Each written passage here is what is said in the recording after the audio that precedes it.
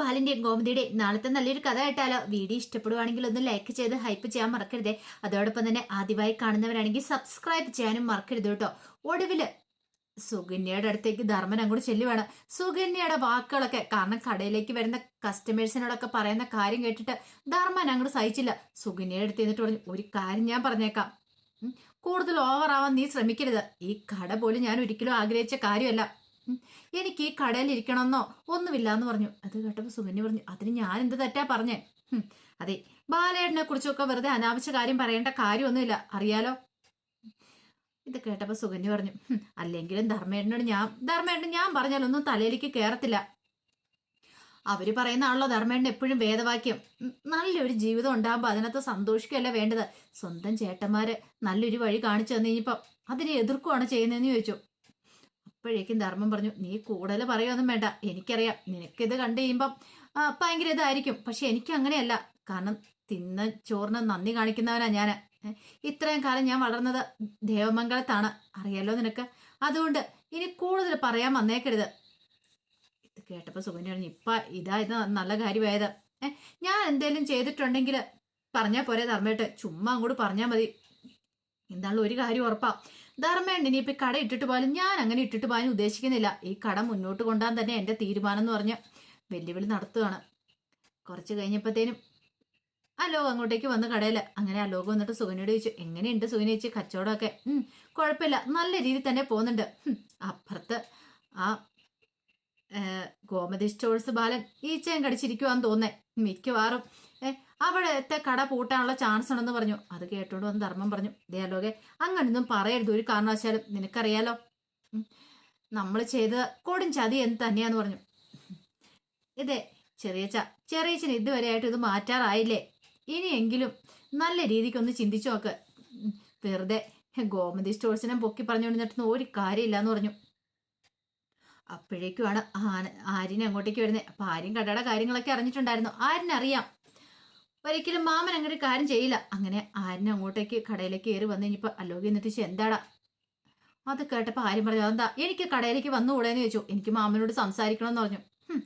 മാമനോട് സംസാരിക്കാൻ വന്നിരിക്കുന്നു എന്നും പറഞ്ഞുകൊണ്ട് അലോക് ദേഷ്യപ്പെടുകയാണ് ആര്യനോട്. അതെ, സംസാരവും കാര്യങ്ങളൊക്കെ കടയ്ക്ക് പുറത്തെന്ന് പറഞ്ഞു. ആര്യം പറഞ്ഞു, വന്നിട്ടുണ്ടേ ഞാൻ സംസാരിച്ചിട്ടോ പോകുള്ളെന്ന് പറഞ്ഞു. ആ സമയത്ത് അലോക് ദേഷ്യത്തോട് പറഞ്ഞു, മര്യാദയ്ക്ക് പോകാൻ നല്ലത്, നിനക്ക് ഇഷ്ടപ്പെട്ടില്ലല്ലേ? ഇനിയിപ്പോ ഗോമതി സ്റ്റോഴ്സ് പൂട്ടി പോകുന്ന അർത്ഥമായിരിക്കും, നിനക്ക് ടെൻഷൻ അല്ലേന്ന് ചോദിച്ചു.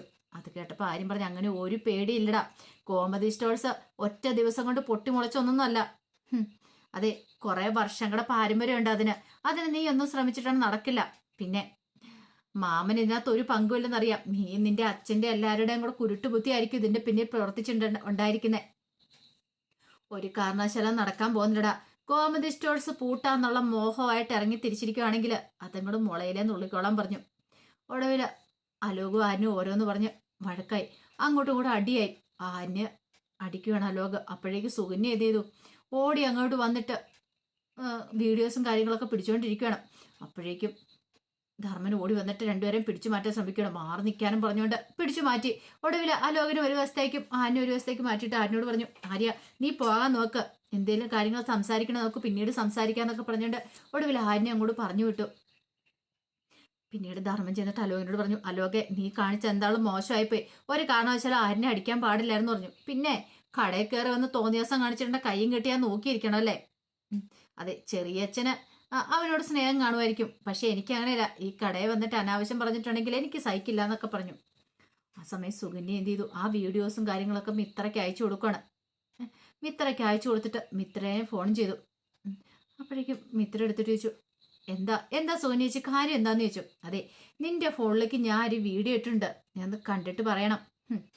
ഇന്ന് ആര്യനെ അലോക് ഷോപ്പിലിട്ട് ചവിട്ടി കൂട്ടിയിട്ടുണ്ട്, അവനോട് മര്യാദയ്ക്ക് ഇരുന്നോളാൻ പറ.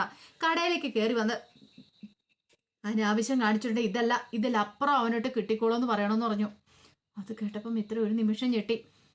സുകന്യ കോള് കട്ട് ചെയ്ത് കഴിഞ്ഞപ്പോഴത്തേനും മിത്ര ഫോൺ എടുത്ത് നോക്കി കഴിഞ്ഞപ്പോൾ ആര്യനെ അലോക് തല്ലുന്ന ആ ഒരു വീഡിയോ ആയിരുന്നു. അത് കണ്ടത് കഴിഞ്ഞപ്പോൾ മിത്രയ്ക്ക് ഒട്ടും സഹിച്ചില്ല. ആര്യന്റെ ദേഹത്ത് അലോക് കഴിച്ച പിന്നെ മിത്രയ്ക്ക് സഹിക്കുവോ. അപ്പോഴേക്കും ഗോമതി അങ്ങോട്ട് വന്നിട്ടിച്ചു, എന്താ മോളെ, എന്താ കാര്യം എന്താന്ന് ചോദിക്കുകയാണ്. അത് പിന്നെ അമ്മയെന്നും പറഞ്ഞുകൊണ്ട് വീഡിയോ കാണിച്ചു കൊടുത്തു. ഗോമതിക്ക് സഹിച്ചില്ല, ഗോമതിക്കും ഭ്രാന്ത് പിടിക്കുന്ന പോലെ തോന്നി. അപ്പോഴാണ് ആര്യന്റെ വരവ്.